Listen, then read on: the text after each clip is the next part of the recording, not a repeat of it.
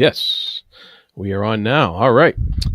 All right. Welcome, everybody, to this live discussion of the fourth and penultimate story arc in the Wars of Light and Shadow. Today, we will be covering materials in volume 9 and 10 of the Wars of Light and Shadow, which is the culmination of the Sword of the Canon story arc, which is the fourth story arc in the whole series. And if you've been following along with our read along, you know that at the end of these arcs here, we've been talking with the author Janny Wurts. So, Janny, thank you so much for coming on and talking with us today. It's my pleasure and my privilege. Thank you for having me. Yes, and so um, we have with us today, of course, we have Vasha from Reading by the Rainy Mountain. We have Chris from the Chronicle Chris. We have the ultimate fan of Wars of Light and Shadow, Chippy Poe, with us here. And we also have P.L. Stewart, the author of A Drowned Kingdom, and someone else who has read beyond where we have right now, as well as Chippy Poe. So, everybody, thanks for being here today. And so we have, I have, I got some questions written out here, and I'm hoping that you guys will have a couple too. And I'm hoping that, of course, I'm sure you guys will all elaborate on some of these questions. Uh, but the main thing about this story arc that really stood out to me was the fact that way back, way back in Curse of the Mystery, we got told right off the bat that this was a 500-year war. And right in the prologue, bloody and bitter conflict. And it mentions the canons of religion found during this period. And of course, this story arc is called Sword of the Canon. And so I was looking back at the prologue and going, "Oh yeah, she told us this was coming." So I I thought that was pretty neat, and I really like how this particular story arc really, I think, it expanded our viewpoint of the whole conflict and gave us more. Because I think the first three story arcs took place over the span of a few decades or so, and this one really expanded it out. Um, so one of my first questions, of course, was what was this impetus, the reasoning behind the 200 plus year. Why did I write it that way? What kind of insight can we get from that? Yeah. It has to do with stitching together a very, very large tale and not making it sprawl and not having a sag and bag volume where not very much happens because sort of the canon opens after a long period where there's a main character that's pretty much incarcerated. So every scene in the book, I tried to tie a thread back to those main characters so that even though you're following other characters in the story, there's a reason for those characters to be connected to the central storyline. And if I had not overstepped that area, you would have had a little bit of action and then a long period, which would have read like a history book. And there were major events in that time period, and even some of them are going to come out in Song of the Mysteries. But it was far easier to show the impact of those events than it was to show them sequentially. Mm. And I figured if I opened it there, it would be a cold bath for the reader. But however, in order to find out what happened in that 250-year period, that would give you a point of tension, another point of suspense. You would have to read to find out. And since the main character that you begin with on page 1 doesn't know what happened either, you would once again see it through the character's eyes. So it's a case of showing what happens, not telling it. Mm. So it was done for economy. It was done for, I didn't want sprawl, and it was done to keep reader engagement, even though it ticks readers off. But really, how much more could I wring out of the characters that had passed at this point? Their arcs were mostly complete, and the ones that were not, you do find out what happens to them. It's worked into arc 4. And you have to realize too, arc 4 contained, especially Destiny's Conflict, scenes that I had down on paper in pencil draft probably for 40 years. Oh my. So I really knew what was coming. I knew where the spotlight had to be placed. Those major events really had to take center stage. So if you don't like what happened, you're perfectly free to beat me up about it right now on a live stream. I don't But know that about was you my guys. reasoning. Yeah. Well, I mean, I when I saw it, I was just like, "Oh yes, this is like." I instantly, I was like, "Bam!" Bells went off. Like this is fascinating because I love time jumps myself. So I uh, I latched right onto it because like you said, it gave me the impetus to find out what happened in those missing years, um, and I knew you were going to eventually get there, but I was just how it was going to happen and how it was going to play out was is always a fascinating thing to me when time jumps. Even when you had earlier in the series, you had even just little 5 year time jumps. I was like wanting to know what happened, but this was like a huge one, and it made it more fascinating to me. I don't know about you guys, how you guys felt about that.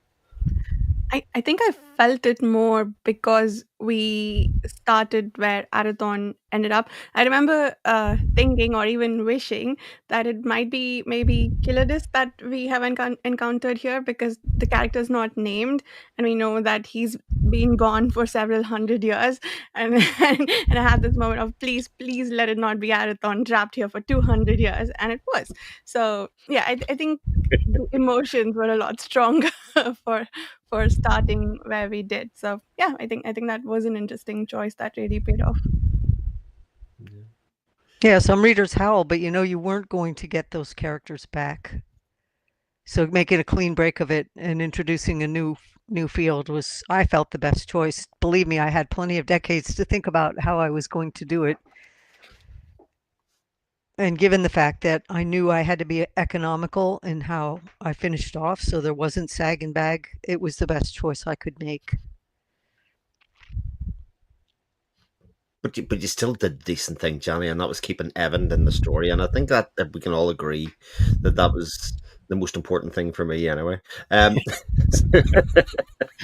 so certainly for me at the start, especially with the big time jump, you sort of never know what you're going to get, and I sort of really like how Arathon's kind of unawareness of what's going on kind of mirrors the reader being dropped in. You're sort of trying to find your feet again and kind of where everybody is and what's happening, and sort of that is imitated sort of in the narrative at the start. Yep. I think it was the only I love the time jump personally, and I love time jumps like Jordan it does as well. I think for me the hardest part was that sense of loss, that knowing that some of my favorite characters were long dead and that I wasn't going to see them again. But once I got over that quickly, of course, becoming engaged with all these fabulous new characters and still some of the holdovers, then I was completely hooked once again. But at first, it was a bit of a shock that, oh my gosh, so and so's dead and so and so's dead, and you wonder what happened to them. How did they live their last years? How did they die? And also this sense of I think prior to this, um, the two main characters' immortality, we were cognizant of it, but this is when we really became aware of what it's like to live past people who are important and significant in your life, right? To far outlive them. So I think that was, but I thought it was fantastic. It was so well done. Well, thank you. And PL, have you read the series more than once, or? Yeah, so I've read now. I've done one full reread of all the Oh, books. okay. Oh, wow, I didn't know you did that. Yeah, I That's would do it impressive. quietly. I was picking away, basically, within a couple months of finishing Solving the Mysteries. I didn't want to say too much, but I I found myself, to be honest with you, as I said before, that I I have this huge hangover when I finish reading Jenny's work, and it fortunately spoils me for other authors' books. Not that there aren't fabulous authors out there, but I find myself coming back time and time again to Jenny's work. So yeah, there were many times where I'd be like, oh, yeah, that was a great book, and I could read this book, but I don't feel like reading that, and I would just pick up I would start picking up Wars Light Shadow again, and then next thing you know, I'm reading along, right? So, and I just recently finished the full reread not too long ago. So, Whole different story at book one. yeah, Whole different story. just seeing how much I missed the first time around, like it was like exponentially how much I missed. It was like reading a whole different series. So, yeah, but it's been fabulous. Awesome. And of course, we know Chibipo has read it like innumerable. He'll still be Innumerable seeing amount of things. times. Still Yeah. be seeing things because your assumptions trip you as to what you expect to see on the page, and when the veil is ripped off, then you start to see what was really on the page, and then you start seeing between the lines of what was on the page and implied. So it was designed to be reread, and I tried to design it also so that every decade of your life you could reread it and you would see different things because of your life experience. It was a story that would flex with the years.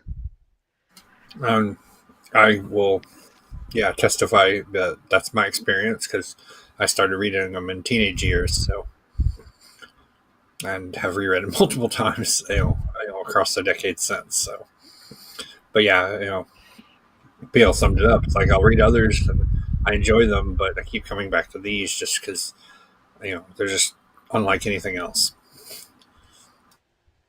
Yeah, it makes sense that this series would change for you with life experience and how you experience prose when you read it as you get older. Um, and that's pretty cool. The another question I had was what was the reasoning behind why we didn't really get to know Arathon's daughter? She was never really his daughter, except in genetics. If you go back very, very carefully and you read that scene at Aether, that conception, because Alara used a ritual that was derived from the Biardar, because she asked permissions, it dropped the same template that original, so it allowed the ancestry to have a finger in that. So what was born out of that union was the reincarnation of the Elder Crone. So she knew exactly why she was there. She knew exactly what she was doing. Oh, okay. Yeah, if you look back. So there were so many forces in play crossing that one moment. Wow. So yeah, go back and read that scene. It's very, very obvious at that moment that she was involved, and the elder powers are going to come forward. You were staging every single scene that you read through in the entire series is building for what comes in song. Every single scrap of it is going to come up bigger, deeper, and wider. And you will see the elder powers step forward, and that old crone is part of it. She's been there all along. If you go back and look, you'll see her finger stirring the pot. Nice. But power in this world doesn't announce itself until it does. Wow, that's so yeah, true. Go back and read that chapter of that conception moment in Aether. You will see it exactly. It's all on the page, all laid out. That's in Storm Fortress, right? Yep. Yeah. Okay. All right. Yeah, because I was interesting because we talked about. Yeah, we did. Yeah. Yeah, we talked about the rise and the influence of the BDR kind of being quietly in the background through an awful lot of this book, even though we were sort of with certain characters at certain stages, you could feel the influence, and then also with characters kind of think themselves, well, I've sort of got knowledge here, but don't really know what to do with it yet. For instance, like Alera with the dagger, for instance, she's like, I'll constantly question herself. Well, can I use it now? When should you use it? When should it happen, etc. And again, I sort of feel like that mirrors a bit of the reading experience for us as well, in some ways. Book Of like, one, we know she has the dagger. anything to Yeah. her. First place, Asandir took those two princes. Do you see the connection? It's all in a row. Oh. You don't realize who she Maybe I was going to was. start for a third time with our second time. Yeah, you'll see it all because you don't see who she is until Lysair gets in trouble with the necromancy, and then the dagger comes out. But when then you read in this arc exactly who she is and what she tried to do and failed. So yeah, don't tell me their finger wasn't in it right from the ground floor. They totally were. Interesting. Wow. And did oh, we have a question here. But before I get that, did Paul and Chibi, did you guys see that when you did the reread? Because I know I probably missed a lot of that stuff, but Not sure if Chiba wants to go first, but I can tell you that for me, you see, I'm one of those people that I always focus in on talismans and weapons.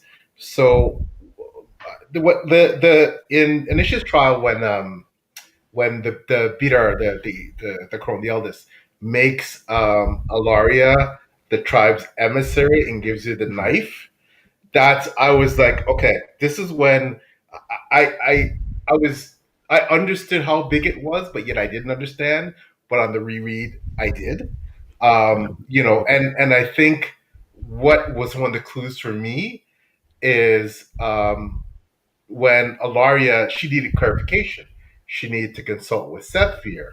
There was, like it was like that's when you start to realize the significance of things.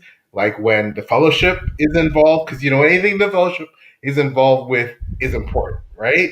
So yeah, but yeah, it was only on the reread when I fully caught everything.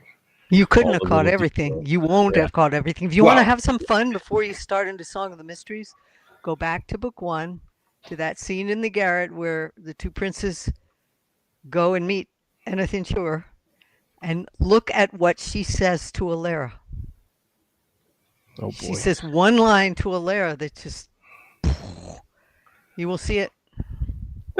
Song All of the right. Mysteries, you will see it. So yeah, there's so many I little know things the that drop in. line. You won't know what it means yet, but it will ring like a bell when you read Song of the Mysteries. Awesome. All right, we have a listener here, Sean, and he had a question here. Can Janny help me understand Arathon's consent at Athor and even at the end of Trader's Knot? Consent. Okay, which consent are you talking about? Exactly, precisely. I don't have the book open to the page in front of me. Hallethwood? I'm kind of curious myself. There's several times Arathon gave a consent at Athir. One was the blood oath he gave to Asandir. That took place at Athir also. And at the end of Trader's Knot, he went against what the Fellowship was expecting were going to happen. So what consent exactly? Oh, here we go. Okay. Yeah, because it goes back to what Davien said after the passage through Kiwar Cavern and the maze. He said, I've forged a weapon. And that's going to come back on you again. You think you saw it. So what happened at the end of Trader's Knot was a prelude to bigger. Everything that you saw coming ahead of this is going to stage bigger. Right. Okay, cool. I hope that answers Sean's question. But yeah, I need the line of what consent because Yeah. everything was consented to. Everything, because at the level that the elder powers work, there is no such thing that would go forward without that. And there's so many periods where consent was given. Arathon gave consent to Dakhar to help preserve his life because that was part of being under the blood oath that he swore to Asandir, any means and all means. So was it that consent you were talking to? Dakar was given permission to mess with Arathon's fate. He blundered it really badly according to the Fellowship's precepts. They're still pissed at him because it caused them a hell of a mess because they saw another route. So if that was the consent, Dakar was able to bind that promise, able to interfere with Arathon's fate because Arathon gave him permission. Ah. And that will be in a prior volume where that happened, and Dakar used it several times. You will see that at the beginning of Arc 4, when his powers escaped his control after he sang that ballad in the tavern. And Dakar used that consent to stop a small apocalypse. So if that was that the consent that you're referring to, Sean? Ah, okay. All right, we'll let him see if that was it. The and Dakar was he kind of graduates at the beginning of this arc, right? And he's no longer an apprentice. Was that part of the sorcerer's plan all along, or was he? A spellbinder comes in as an apprentice, then they become a master, then they become a master spellbinder. And Dakar took a bloody long time about it. That's what I was. Yeah. And Davian forecast that it would take forever to mold the guy, but eventually he would get there. So in the interim, that 250 years, Dakar would have made master spellbinder. Now you're asking why the Fellowship graduated him. They didn't really graduate him.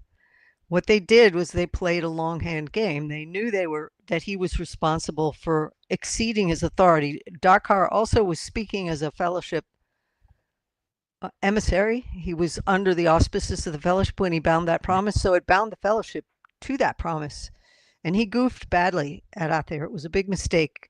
So what they did was they held it over his head. And when they cast him out, that was seriously real. They did it for exactly that reason, exactly why. They said, you're out of here, you're a master spellbinder, but you're done. You no longer have any tie to the Fellowship of Seven. Why did they do that? Because Fellowship of Seven was bound by the Oath of Debt. So by casting Dakar out, Dakar became a free agent. Mm-hmm. And he could act on his own, however ineptly, however badly, however screwed up. It gave them just a keyhole that he might fall in line and do the right thing. And if you read all the way to the end of Destiny's Conflict, in fact, he was trying to stop what needed to happen. He almost screwed up the whole thing. Yeah. So yeah, they deliberately cast him out. They put a formal star stamp on it so that they did not break the Oath of Debt.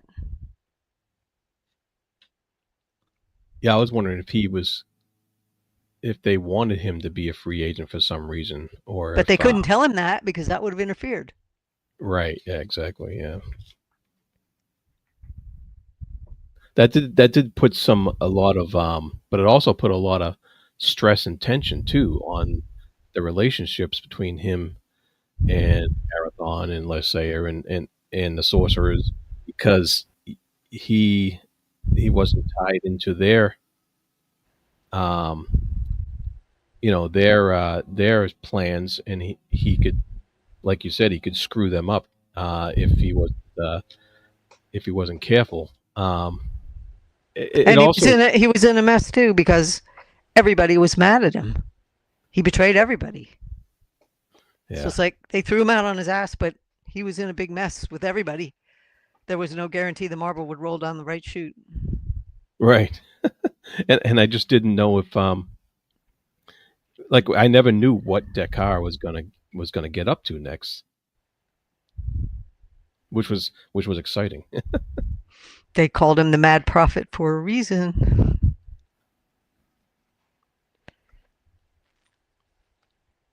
All right, and let's see here. We all, I think, grew to really hate Moriel Celadai. And I think we all kind of cheered a little bit when when she had her final downfall. Was that your intention to make us readers hate her so much? I'm going to hold my cards just a little bit Okay. because Song of the Mysteries is going to reveal exactly to the fine point what her moral high ground is.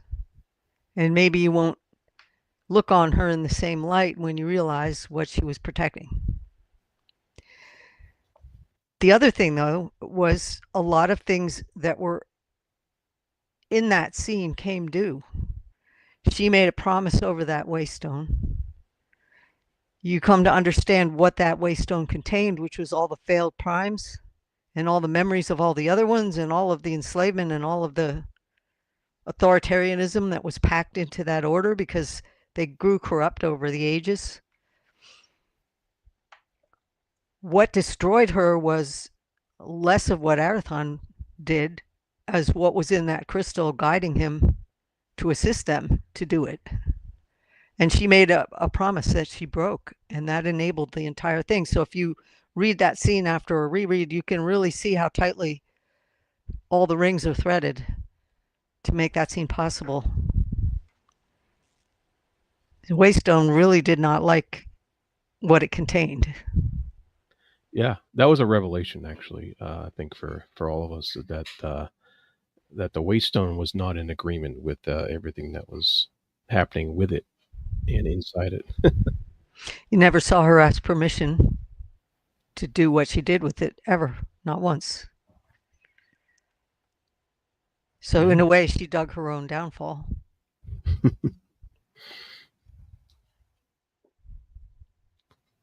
All right. What did you guys think about that? Yeah, I think again I go back to weapons, talismans. We can fall into the trap of thinking them as inanimate, and it's only when we're reminded, um, you know, that they are not necessarily that way and may have actually a sentience of their own, that we go, oh man, you never thought about what this object, this talisman, what their might be thinking, what their ethics, their morals are, what their plans are, what they and their influence over the people they're trying to wield them and use them for their own purposes. That maybe they were invented or created for a purpose contrary to that which they're being used. So, and I love seeing that. And that was, like you said, one of those aha moments, right? Mhm. Oh, did you ever ask? You know, did the Korea thing think? Because everybody always thinks that their plan is for the greater good. They're doing what's best, and they use whatever tools they feel are necessary to accomplish those aims. But how often do they think about what's the intended use of this tool? Right? Am I going so far afield from what that intended use was that it's a perversion, that it's a corruption? People don't think about that, right? They just think about their mission, their aims, their goals. So I love that about that aspect. I was. I really enjoyed the scene, and I may be nitpicking a little here, but it was one thing I've always been a little confused about. With the scene, is that when she goes to try to annihilate Erethan, and the Waystone turns back on her, and in the text it mentions that she was due to the promise she broke. But I was always wondering specifically how that was, because if I recall in Peril's Gate, the wording of the promise that she made to Alara over the Waystone was that Alara would never be forced to betray Erethan interest to the Coriani Order. And I was like, so did using the impression of Alara that she put in that little sliver of crystal, did that actually constitute breaking that vow that as far as Alara having to betray him? You have to go back to the scene in Ships of Marior when you see Moriel showing demonstrating and letting Lorenda follow along the subduing of the Waystone. Go back and read that scene because you'll realize what is stewing in there is very alive. Not just the crystal being abused, but all of the spirits that are trapped in it. There's malice in that stone, and she has to one by one subdue that and put it under subjugation in order to gain control of the focusing jewel. So that's one of those scenes that people might look back on and say, it's window dressing.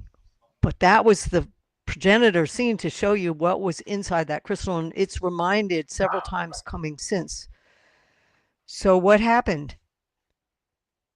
She made a promise she would never use Alara against Arathon force, and it was exactly what she did. She forced Alara. She threatened harm to Alara to get Arathon to do what she wanted. And to prevent her doing that, Arathon excised all of his memories of her and put them in the signet ring. So that was a two-stage amnesia that you're opening with at the start of Initiate's trial. His memories were stripped in order to hide who he was so they couldn't find him, so he had a chance of getting away. That was the Crone's doing. Yeah. But Arathon voluntarily stripped all of his memory of Alara and put them in her keeping so she could never be used again against him. And that's exactly, if you read into that scene where Moriel Celody is threatening Arathon and saying, I'm going to steal all of the magic, all the things that you know, I'm going to strip everything. Arathon is having a flashback, and it was a hard scene to write because it was very confusing. It's what's happening in real time, but it's also his memories of the time when he was captured after Dakar swore the oath of debt and was forced to betray him and literally dropped him into her hands. And if you read that scene carefully, you will get what is happening in present time and also what happened the time before and what Arathon hurled into Celody's teeth or Moriel's teeth. He knew who he was talking to. That the threats being used against him and what he did to defend himself against those threats. And so that scene is meshing 4 or 5 or 6 other scenes together all at once. It's the stewing of the shades that hated. It's the malice that was stored in this crystal. It was never cleared. It's all of the records of all of the atrocities. It's the living memory of all the other primes that came before. And if you look at their history, which I didn't have space to do in this book, some of them were pretty wonderful and some were pretty nasty. They spanned the gamut as to what they did. So if you were a shade trapped in this crystal for thousands of years and tens of thousands of years, wouldn't you be kind of pissed? A little bit. Absolutely. So those spirits trapped in the crystal were what teased Arathon with the breadcrumb trail to find that promise. And it enabled him to see all of the pieces to use what he could. And that's what shattered the stone. So if you look at it carefully, you'd almost have to parse it paragraph by paragraph by paragraph and tie it back to the other scenes because there are many, many layers at play in that. And that one scene was the reason for many, many scenes in the earlier books because those were the foundation for what happened there.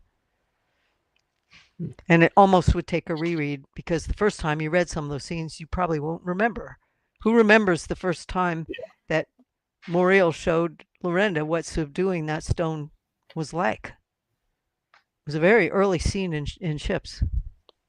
Was it Ships? I thought it was Fugitive Prince.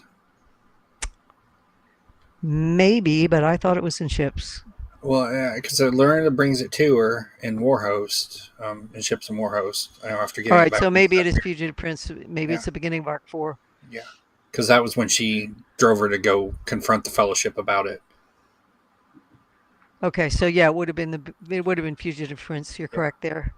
But yeah, that's a pretty detailed scene, and it's a pretty long scene considering that it was one specifically small action, but it was unveiling what that crystal really had in it. And what was the Waystone? The Waystone is not of Athera, right? Definitely not. Right. Yeah. So it's Way older, or it was brought old. Yeah. brought Outside from of off-world. Right. Okay. Because if it was of Aethera, Sethfir could have done something about it. That's right. Yeah. That's right. And I noticed that I think at the end of Destiny's Conflict, Lorenda has the Coriani scouring the records as well. And I'm kind of wondering what they're going to find and what they're up to. That kind of hints at the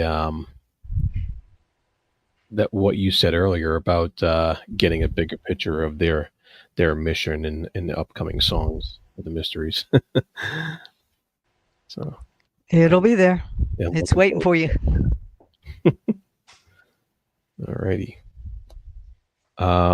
What? Okay, I got a question. What allowed Jarrett to come from beyond the veil to inhabit Terrans? Okay, it's a frequency thing. We know from mathematics that outside of time doesn't exist. In other words, if you go multidimensionally with math, time and space become outside time. So we're working in simultaneity. So the higher the frequency, the more you're working in simultaneity. So the scene that happened there was we're in simultaneity. Arathon is using music to spare Terrans and bring back his mind. And what happened was his memories and simultaneity, the music crossed frequency. So you had an intersection outside of time. So in the moment, those scenes were still happening. So that's what brought Jarrett's consciousness to bear on that moment, was the similarity of the two scenes. And you'll see that the frequency of the music, the registers Arathon was awakening to bring Terrans back, it touched frequencies that were outside time. It brought in simultaneity, and it crossed their two fates. And you can also see that Terrans had to fill a pretty big role. Jarrett's consciousness is expanded beyond time. Terrans did not have the skill to be who he had to be. Mm-hmm. And I don't want to give away any more because the whole arc hasn't finished yet. But if you go back to that scene and you read, you will see that that moment outside time, it literally reconstituted the frequency, the energy of what Arathon made happen in that cavern when he brought Jarrett back and gave him initiation. And of course, it cross-linked because it gave Terrans a degree of initiation also. So a lot of things, it was hitting that simultaneity outside of time. Similar things attract, similar frequencies, similar, so the templates just slid together and enabled an intersection outside time-space for those two consciousnesses to touch. The scene with Jarrett in the previous book, Arathon detected a presence, we are told. We thought at the time that was maybe the the priest of the Lysair's priest, one of them. But I was wondering if, based on this revelation, what he was detecting was this simultaneity with Terrans, or if that was just what it was, the priest in the room. Read very carefully. There were no priests in the room. No, I mean like some presence projected there or something like that. And we know a lot of priests fell unconscious after the event with Jarrett, right? They did, but they were not present. Arathon laid down containment. They were not present. Mm-hmm. He had protection. Remember the circles that he cut? And when Jarrett was thrashing around, he broke one. Mm-hmm. And so that broke some of the containment. So yes, some of that high frequency broke out, and that's what made the priest go mad.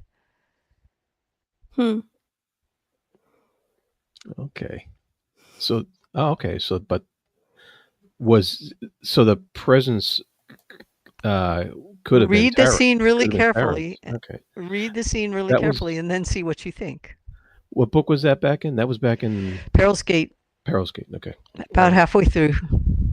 That was about the half point of Perils Gate. All right. That's a great point, Vasher, actually. Cool. That's fascinating, and it makes me wonder what other kinds of simultaneity are happening that we might be overlooking here and there too. Oh, they're there. If you go looking for them, you'll find them. Yeah. All right. Again, right on the freaking page.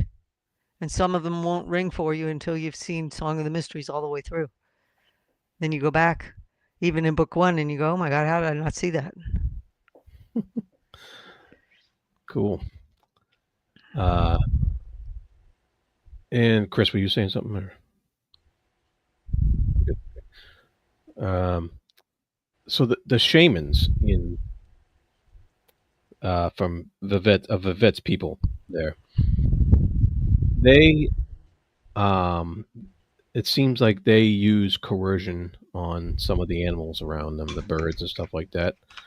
How do the fellowships allow that to happen? Are they somehow granted permission to do that, or The shamans were originally Asadepts, not the ones that are living now, but their roots, it's all very carefully delineated in Initiate's Trial. I think that's where the reveals on that one come. They were Asadepts. There was a crisis, and the positioning of that hostile, the frequency that hostile was generating. If you remember when Lyser's son does his ascendance, there were 3 ascendances in Perils Gate. One was the easy route, one was a little harder, and one was the very difficult one. That was Arathon's. So it showed you 3 different roads, all of which could be chosen. Lyser's son survived and became one of Asadepts. And do you remember what he did when he chose to join them? Oh, I do not. If you go back to that scene and you read it, it will show you that he went into an altered dimension through portals in those hostels. They connect to multiple dimensions, even through dream. We saw one of Asadepts come through one incarnate and talk to Alara in a garret. Mm-hmm. So these guys they're up there. So what they did, what those adepts do is they sing down the prime chord and they store a reservoir of untapped power. And when you walk into one of their sanctuaries, you touch that untapped power, and whatever you see is an analog translation of your thoughts and your consciousness. It appears as a reality, but it's not this reality that we know here. It's infinitely mutable. So what happened at Ettenmere, and it was pretty well described, was the positioning of that hostile. There are major fault lines that crisscross the continent, about like if you look at where the mountain ranges are, you'll see that fault line. There have been cataclysms in the prior history where literally those fault lines slipped and could have sunk the whole damn continent. So the positioning of that hostile at Ettenmere is right practically pinning the X where those fault lines cross. So the frequency of that hostile is stabilizing a major point on the continent to keep another sundering from happening. And history had sunderings where a whole continent sank. Westland Sea used to be West Land. There was something over there. And it's gone. What's left is Korath. The highest point is still above water. So what happened was, during this crisis, those adepts fell from grace. They chose to use that power to stabilize that fault line and interfere with the fate of the world. So they were disconnected from the rest of the network of hostiles. You'll see these adepts go from one place to another, from one hostel to another. There are energetic pathways between them. They aren't pathways like you would think of in our reality. They're actually up frequency. So they're translating across space-time in a different way than the 7 do. So what happened? They fell and they no longer could draw down any more power. So what they had was the reservoir that existed at the time that they stepped down to interfere and hold that fault line. And they could never make any more. So they were sealed off, cut off from all the other hostels. They were disconnected. Fallen adepts. And what you see at Atmir is they twisted over time because they could not replenish their power. They got authoritarian. They enclosed the culture. They sat on their secret. They hoarded their power. They cut themselves off from the rest of the world. And so you got this kind of messed up, inbred, twisted culture that's kind of sitting here in the mountains. And the weakness of the shamans was if they used too much power, or if they had an outright head-and-head battle with Erathon, they might not be able to recover. They would lose their authority. Without that power behind them, they had no authority whatsoever. So what happened? Erathon played so close to the chest, they didn't know if they could win an out-and-out contest with him. So they didn't want to mess with him. They didn't want to take the chance, and that's said pretty much outright. And Erathon had no clue who he was really dealing with. Right, yeah. Because they were sitting on a mountain worth of pooled power. And he wouldn't see it coming because it didn't run the way he ran. It didn't function the way he would have expected because he did not know their history. It was a deep, dark secret. So you definitely saw when one adept falls, it shifts the frequency of all of them. And you saw that when Ashandir was going out of body to check on where the race from Marek were, and that one white adept was watching his back, and she offered to give him power to help him finish sealing that pathway. Right. And he came back before it was complete because he did not want to see her fall. And the other adepts came in and said, "How dare you?" And he was like, "I'm not going to see," because they couldn't do without her. She was helping hold the frequency of the planet at that time because the Paravians were absent. So there's a lot of these former scenes that tie into that. So here's this hostel. They're fallen adepts. They've become twisted. They've become authoritarian. They've cut themselves off from the world. And they're really kind of nasty characters at this point. The magic they're using is not clean. Mm-hmm. So now you have to figure out exactly how did Erathon work his way free? Because they had him. They had him netted in his power, in their power. They were using that reservoir to hold his consciousness. And because he had gone through all he had gone through before then, he knew how to reach absolute 0 degrees Kelvin, total stillness. And it slipped through their net. Nothing held by, how do you hold something that is nothing? So he hit a null frequency. And what happened was he fell outside of that into the Adepts network. And what did he do? They said, you have a choice. You can transition right now. You can go in consciousness to another of our hostels. In short, he fell through the seal, okay, that was holding the power. But we can't guarantee that you'll ever be reincarnated. He probably would have gone the route of Kevor if he did that. Or you can go back through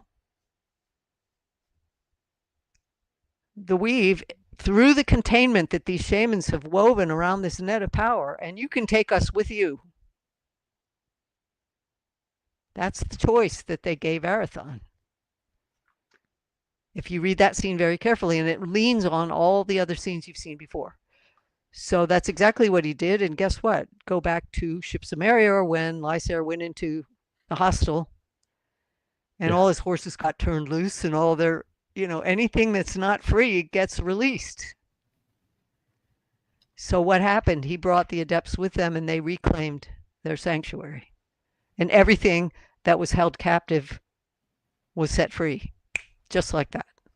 So all their containment, everything that held down the birds, everything that held down Arathon, everything came undone in that moment. And so they reestablished control, which wasn't going to be good for the shamans in any Yeah. way, shape, or form. So yeah, it's a very intricate scene that plays on all those other scenes that went before.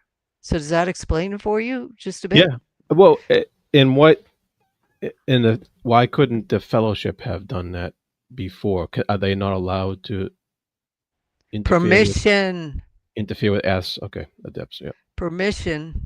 Also All right. permission. They live by the law of the major balance. You think They those do. shamans Yeah. are going to give them permission to come in there? Makes sense. Yep. And right now, they weren't terribly doing anything except messing with their own little enclave. They weren't interfering with the rest of the world, and they might have been holding that fault line secure, which was probably helping them in their own way.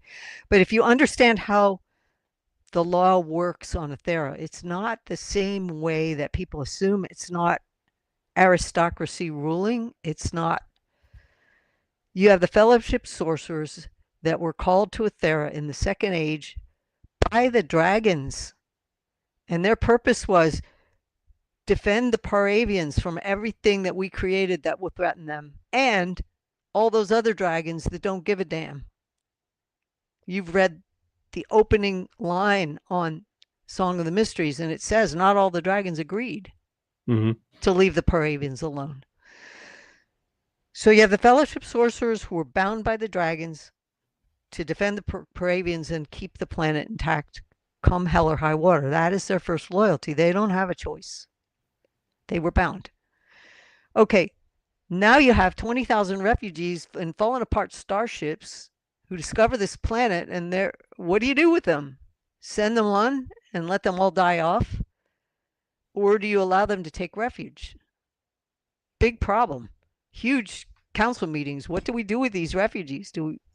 And you realize, or you will, if you haven't got it already, who was responsible for those refugees to begin with. So the fellowship said, all right, we will agree to let humanity live on this planet, but you will be answerable to the survival of the Paravians. Charter law.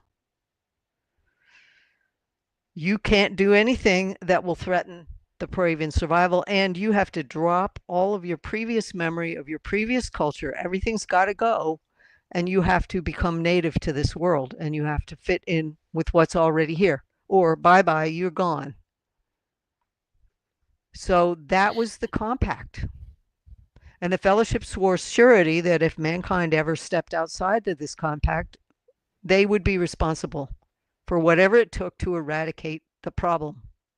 Because if mankind became a threat to the Paravians, now the original binding that the dragons made on the fellowship comes into play. So how do you deal with, you got to do the law of the major balance, you got to allow free will, you got to impose certain sanctions and restrictions so mankind's right to inhabitancy was sworn for all generations. So you create a system where you have a liaison between mankind and the Paravians. That's your high kings. That's your free wilds justice. The clans are protecting the free wilds. They're making sure no people from the towns go in there and violate. Then you have the townspeople. And so, okay, here's your town jurisdiction. You can mess around all you want. You can have free will within your town as long as it doesn't develop something that is going to become a threat to the Paravians. So the fellowship stands surety. The high king's justice stands in between. So the high kings are supposed to tell the towns better stop doing that, or you get the smackdown from on top. And we're the liaison, the high kings, who negotiate everything mankind wants to do with the Paravians. And if they say yes, you might get sanctioned to build a road or get a way right or get a. But if the Paravians say no, that's a no. You're screwed. Their word is supersedes. So what happens is you get a gradual widening of the differences between the societies. The townspeople forget why these sanctions are even being imposed. They're going, this is a whole empty planet. Why can't we exploit it? the clans still remember because they're standing one level above, and the Fellowship are standing surety for all of it. So if the whole house of cards come down, the Fellowship got to smack it down right to the ground. So what you have is free will in the towns. So as long as the towns aren't building gunpowder or building what's going to graduate into weapons of mass destruction or mechanized farming that could just tear down a forest, Fellowship's going to leave them alone. So why would they mess with the shamans? If the shamans are just stewing around in their own little pot, they're not going to take free will away from those people unless it becomes a bigger threat to the planet. Okay. So it all makes sense when everybody goes, well, the Fellowship sorcerers are tyrants. They laid out the terms under which humanity had permission to settle. And as much as possible, they leave humanity alone. And the real reason for what their vision was when they developed the compact will not come out until the final volume. It's hinted at. It is in the fourth arc. Read the moment when Cossack dies and what Arathon tells him about what the Fellowship's vision was. You will see part of it there. But you won't get the full kick. Everything, the full kick is coming. What I like though also is that you also give us the viewpoint about why some of the township people don't understand and why they may be angry with the Fellowship. I mean, the Fellowship had to make that horrible decision to allow Valiants to die at the end of Destiny's conflict. Not a very popular thing, really. And that, well, let's see what that question becomes revisited when you get to the finish of the final volume. Yeah, I'm sure that's got to have play coming up. And you also know from when Arathon met Caladas in Destiny's conflict that the heritable gifts of the royal houses are not replicable again. So just because Sethvir agreed that this kid was the heir, just because he laid a star stamp on that document, did not mean that he had what Arathon had. He absolutely did not. The bloodline was not present, so it was a cold-blooded decision, but Arathon didn't see far enough. And you won't either until you get through a song. There's more to it, but if you understand the royal houses, they're carrying a piece of one of those Fellowship sorcerers' consciousness. There was a blending. There was a reinforcing of qualities. Go back and read that scene where Arathon is talking with Caladas after Caladas wakes up. Every single scene in these books is packed with layers of meaning. And if you just are running through to see what happens, you're going to walk right past, and that's okay. You're meant to. Yeah, well, I know we've all been waiting for Saladas to show up for a long time. So that was gratifying to finally see his presence in. And I'm imagining, I don't know about you guys, but I'm imagining we're going to see him a lot more in the final book here. How you must have been chomping at the bit to finally reveal this guy when you were writing this series. I put it on the page in volume 1. Right, but it's right there. That something tried to happen and didn't get complete, and there was a unicorn going, "What the hell?" It's all in one of your news items, as you put it in volume 1. And so don't you think that the Paravians were assisting Arathon's trip to that stone that was anchoring the star glyph that he found under the trees? Because they knew something went wrong. He had to unravel it. So yeah, the centaurs were carving markers while he's stumbling around in this psychedelic delirium at a frequency that's way higher than anything he could handle. They guided him to that point. Yeah. I think we all suspected that the Paravians were guiding him there. But there was no guarantee he was going to survive it. even with the even with the 500-year, what was that? The well, Davian's well. Is that what it's called? What, after the maze? Oh, the The- 5 centuries fountain. yeah, No, the because 5th century fountain. he was thrown, even if his flesh survived, his spirit would have been shredded. I mean, he was at a frequency that was way too high. I don't know if you read the scene very, very carefully. This is fascinating because I watched the readers go over this one so many times. It'll become more apparent maybe in song, but where Caladas leaves the cave, leaves Arasan, and the cave was spun down at a slower frequency that helped him sleep.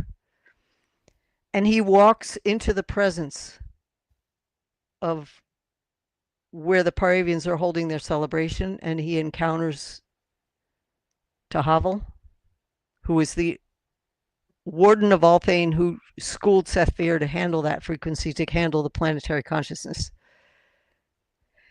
Watch that scene where he walks down the beach and he walks into the Paravian presence. And if you look at every encounter with the Paravians, nobody sees their form unless they're dreaming. I mean, yes, Sethvir faked it once, but they might see a light, or they don't see the form. Kalada shifts frequency walking into their presence. And as he's walking, the reality that he sees, which is an earth-based reality, which we know because our mythos is anchored to this planet. So what we see is an oak tree. That frequency, we see it as an oak tree. If you're approaching it from another planetary route or another reality, you might see that frequency as an oak tree totally differently. It might not look like that. And you see Caladas walking up the frequency, and the reality dissolves, and the birds become other shapes, the trees become other shapes, and then he re-anchors into his own mythos, his own consciousness, and he's walking through earth-based. But you will see the reality break down, and so it's like, why do you have this alien planet that looks like Earth? Because it operates at a frequency in which our interaction with it recreates the mythos for which we are familiar. And that is the first moment that you see that happen on the page. Mm. The reality is literally breaking down, and Caladas is re-anchoring. And when he comes into the presence of Tahavel, it breaks down again. He has to keep regrounding into his humanity to even function and perceive, to walk over the earth to get to where he meets and speaks with Tahavel. You will see this again, but people kind of miss it. The crone also operates at that frequency. She can adjust and change, and you've seen that happen, but you might have missed it. But yeah, it amazes me because he's walking, here's this fellowship sorcerer walking into the presence of a Paravian unscathed, but you see the mastery with which he has to do to handle that. And you see the reality and the consciousness breaking apart and reforming with every step that he takes. Go back and read that scene. You'll see so much more. Wow. Awesome. So yeah, I just say there's no reader, I don't think, that's plumbed everything to the bottom in this series yet. You're asking the question, so I'm giving you the dope, but Yeah, because it's no, all that's on the awesome. page. If you throw away your assumptions of what you think you're seeing, you'll see what is actual. But yeah, nobody's ever said to me, well, why is all the flora and fauna look like Earth? That's why. Because we're seeing through the eyes of humanity, which is anchored in this planetary reality. Awesome. Those are some great answers. Does anybody here have any other questions for Janny?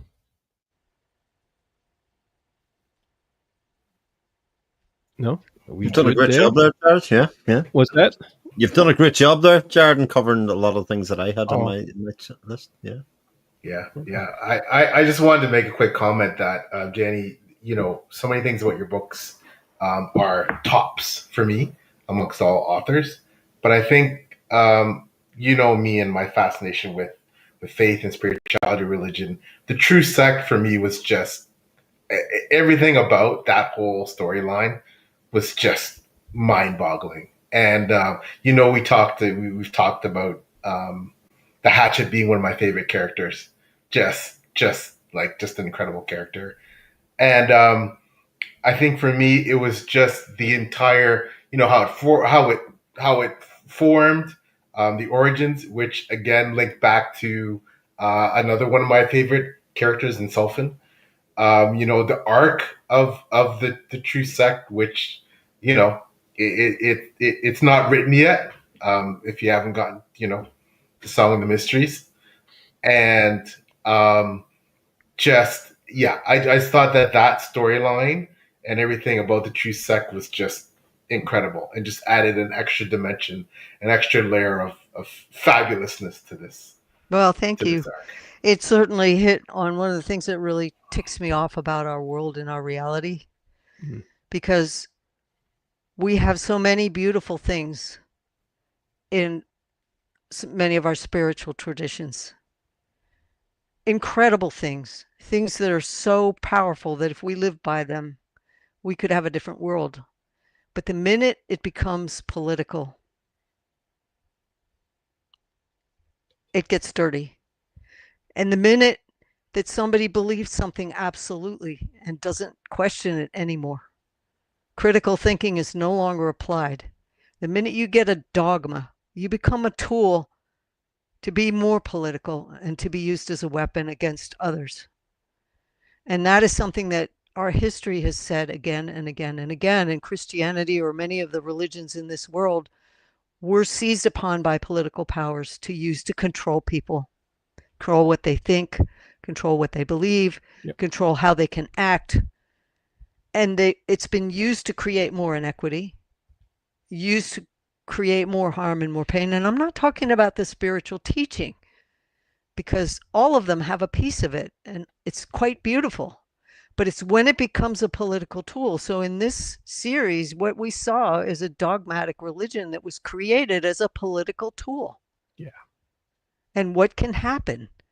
And if you think it's easily eradicated, it's not. Once it gets its roots, because there are too many people who are brought up and taught to stop thinking, just do what I say. It's much more convenient to say to the 3-year-old kid, shut up and put up, do what I say, I know better.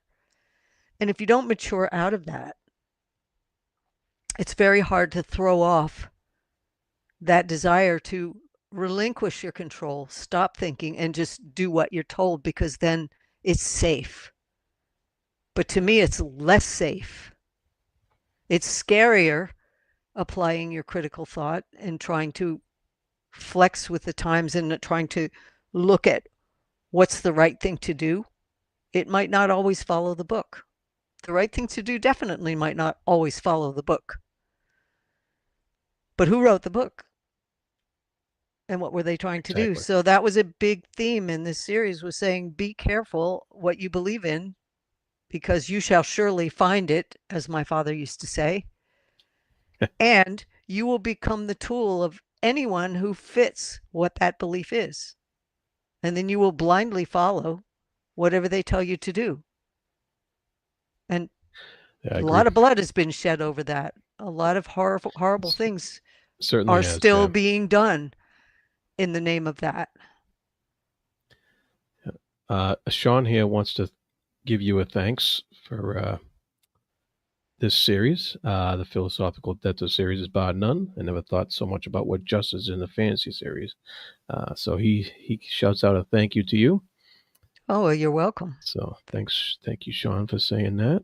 And I totally agree with you. That's excellent points there, and just some good words to live by. Does anybody else have anything else to add? Any other questions? All right, so Janny, well, thank you. Just some famous favorite moments, or what led up to it, or what inspired it. You can ask anything. You don't have to go just what does this scene in the story mean. It can be anything you want. Mm-hmm. You don't have to be intimidated into not asking a question. I didn't do my job that well. Well, I have one then. Of the side characters or the people that have kind of in for a book or two or one arc, say for instance, who was your favorite to write? Oh, many of them. Many of them wrote themselves right off the page. I think I really had a moment when I had Sidier walk off stage in Storm Fortress because I knew that was the last time he was going to play live in those books. And that was one he caught me by surprise. I didn't expect him to write so easily. But he spoke very loudly. Jared, of course, these are side characters. The main characters always had strong voices. Alara and all them always had strong voices. Let's see, Kevor was a lot of fun to write. Even Bloody Fionareth. I mean, we've all met that angsty teen who thinks they know everything. So watching him grow up was really a blast. Yeah. There really are very few that I outright hated to write, except, to be blunt, Lorenda.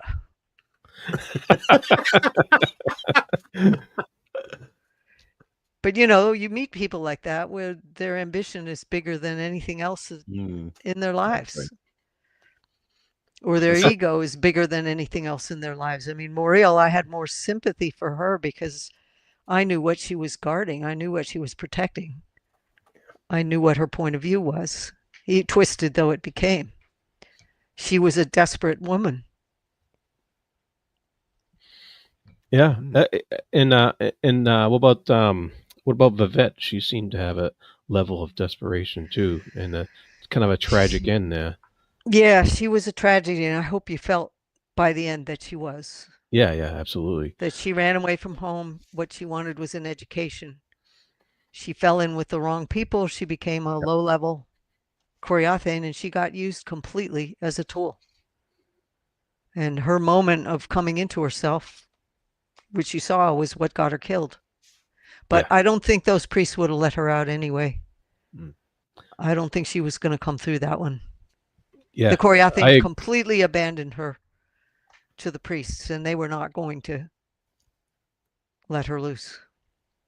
Yeah, I agree. I thought her redemption, so to speak, it was very powerful, and I really enjoyed seeing at least that bit of like that bit of respect for the character come forth and really shine in that moment. Yeah, she was really kind of despicable what she did in the beginning of where you encountered her. And I always wonder, are readers going to pick this up? There were hints all over the place that things were not going the right way. That something was not up. The sword didn't wake.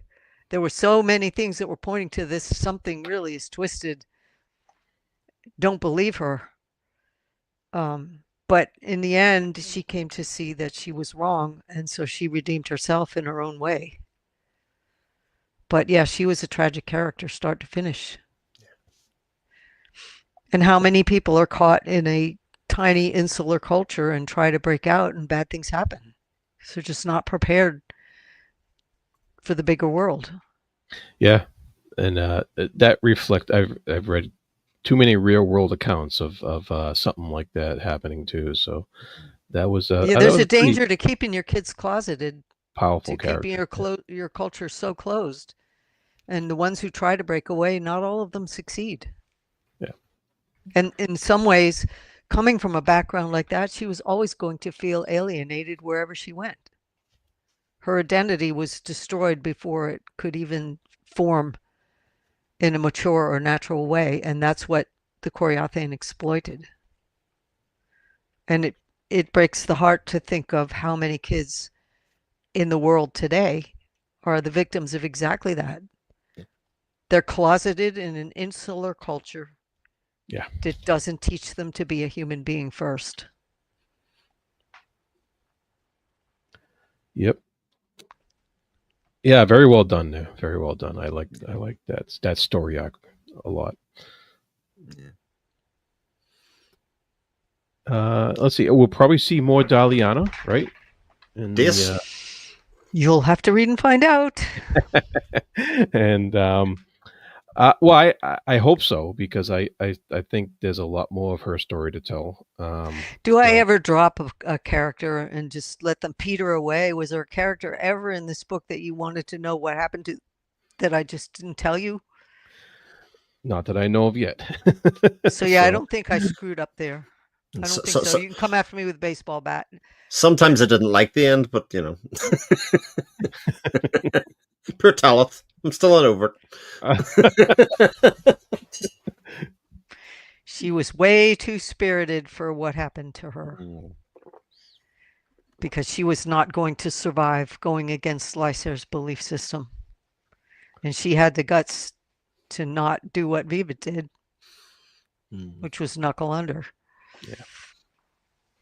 So yeah, it was tragic, but it's like sometimes you take a character that's got a big backbone and a lot of fire to him and you lead him into the room and they go, I'm not coming out of this alive. Because it would be too out of character for them not to have that head-on collision. And that's the way I saw Talith. Was there was no way she was going to cross him and get out of that. And there's no way she was going to shrink from crossing him either. She was going to call it like she saw it. Oh, there was about 6 years in between the publications of these two books. Was that time spent really pondering the writing of Destiny's Conflict, or did you have other things going on, or? These books were a full-time job Mhm. from the day I conceived the idea. So yeah, I was making sure that every scene that was carried in these two books fully pulled its weight in every way, that I wasn't sprawling it, I wasn't delaying it, I wasn't saying, oh, let's have a tea party with these two characters just because we like them. Every scene had to be creating a stepping stone for what happens in song. And it also had to be totally consistent with everything that came up before. I couldn't bring any new pickup sticks onto the field that I didn't know were already there, that were going to flower in song, and I couldn't. So it took a lot of work to make sure that every scene carried the full glass of water. And if you realize that I don't do well, we followed these characters for a month. Now we're going to reverse the clock 30 days and follow these characters for 30 days. Right. You don't do that. Yeah. I don't do that. It's simultaneous or forward. Yeah. Also during that time, I lost my father. And I had to downsize my mother twice. And life decisions like that are pretty big ones. So that did take a pretty good chunk of time. And I had to do things for my mother, like do all of her shopping. And, there was just but I was lucky in that my father left her in such a state. Most of that burden didn't fall on me, but enough of it did. So extra errands, extra having her over for dinner, extra, long calls with my siblings when it came to getting her out of her house. So yeah, there were other pulls on my time then, but not to the point where I couldn't work. It's just, you can't choose your timing on that. I think when my dad died, maybe I lost 2 weeks of writing. That's all. I made sure that I got back to work on keeping things moving so that I didn't get stranded and not have a finished book. So people say, oh, you took too long to write it. Well, Tolkien took 18 years to write his trilogy, so quit beefing. No, the hardest books to write in this series was Volume 1 and the last 3. Oh, okay. Because Volume 1, everything that occurs in song had to be staged. Everything had to be staged. The only thing I didn't put in Volume 1 live on the page was dragons. I worked that in later because I didn't want people jumping to conclusions, because by the time these guys come to the fore, they're so different than your average dragon. And you had the Cudrim, you had the Drake Spawn, you had other things that were keeping you occupied. So that was a calculated decision.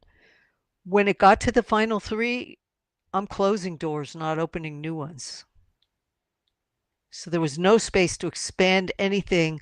I had to use what was already there, and I had to make sure that all the pieces were dovetailing, so everything was positioned for what had to happen in song. So it was a very intricate. Every scene is carrying so much weight. and connects to so many things that came before. And when you get into song, the number of callbacks to the earlier volumes are off the scale. I think while writing song, I probably reviewed every single book in the series 5 times, as well as all my spreadsheets and notes, to make absolutely sure everything connected as it should. And that would take a long time to do. Well, it was the book was on the desk, and I just kind of worked through it. And it was evening when I was too tired to write. So Yeah. I didn't read a lot of new books during that time period. And I didn't do a lot of helping the series connect to people either. I didn't have time. All I had time was to get song in the shape that it had to be, and then worry about making the connections after, because the publisher sure wasn't. So when people go, this series was invisible, that's partly why. It was taking every bit of energy I had just to write it, just to write it. Yeah. And you'll see. It shows, yeah. And so, well, you have no idea yet. You have no idea what's coming in song. It's going to be really, really fun to see you guys open that box and realize how tightly it wove together. Yeah, but in spite of all the things that we might miss as we're going through the series the first time, it's still extremely enjoyable and extremely fun to read, even though you miss things. And you do a great job now of You explaining stuff aren't to us. meant to see everything. I mean, Right. come on. Does Dakar understand the level at which Asandir runs? He's No. got to go through a Yeah. bunch of life experience and initiations, and these books lead you there. When you go back to volume 1 and you see the moment in volume 1 where Arathon comes face to face with Asandir, read that scene.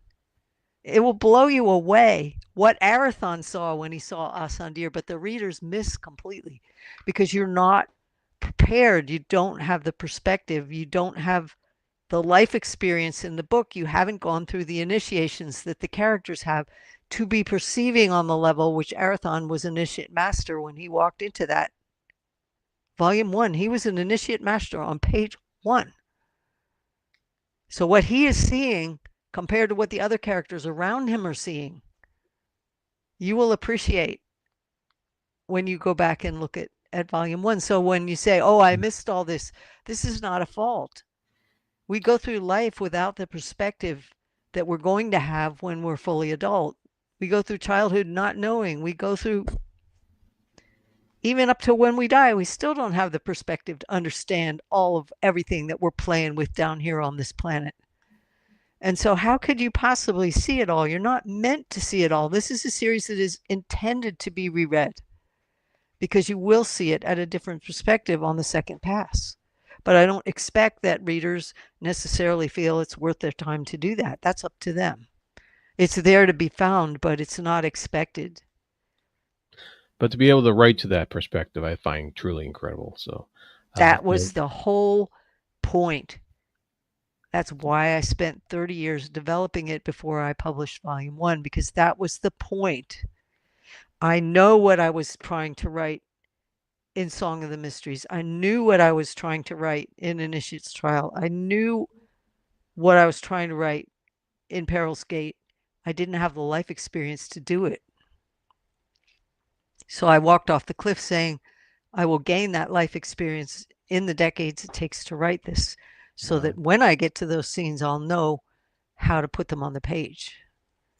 So there was a lot of off the page experience went into what you're going to read in song. Awesome. So I don't expect you to get it. You're not meant to see it all. Cool. Can't wait. Yeah. All right. All right. Well, Janny, thanks so much for coming on and talking to this and answering all these questions I had and giving us so much more perspective on the whole series. Let's see. Vasha, where can we find you? The YouTube channel Reading by the Rainy Mountain. And yeah, and the Page Chewing Forum. I hang out there a lot. And Chris? On the Chronicle Chris YouTube channel, the Page Chewing Forums, and the podcast Speculative Speculations. All right. With Chippy. Archer and yourself. Yeah. Yes. Page tuning forums, Blue Sky, Janny's forums. I can be found, just about anywhere. All right. And PL, can you tell us about your channel and especially your series? You find me on YouTube with Maybe Between the Pages, doing page chewing, the interview series on the page chewing forum as well. My own channel doing 6 elemental interviews. The books, plstewart.com, and Goodreads, Amazon, etc. For reviews before we go blog. Yeah, I think that covers it. Read his books; they're fantastic. Yes. And he's having a live stream coming up on his Pack of Wolves, and I will be there. Nice. I love the Drowned Kingdom Saga. It's absolutely a wonderful read. Many layers, many levels. Paul brings things into epic fantasy that you don't often see, one of which is the cast of the women actually affecting the politics of the world and interacting. The agency of the women, even when the men don't believe that they have any agency, is very, very powerful. So I highly recommend his series. Please give it a ring. Yes, I completely agree with that. Having a blast with your series, Paul. Very honored. Thank you. And of course, Janny Wurts, thank you so much for doing this. And we are going to go into Song of the Mysteries next. Thank you guys for staying with it for the long haul. It's been a hell of a 2.5 years, hasn't it? It has. Wow. Awesome. All right, everybody. Signing off. Thank you. Bye-bye.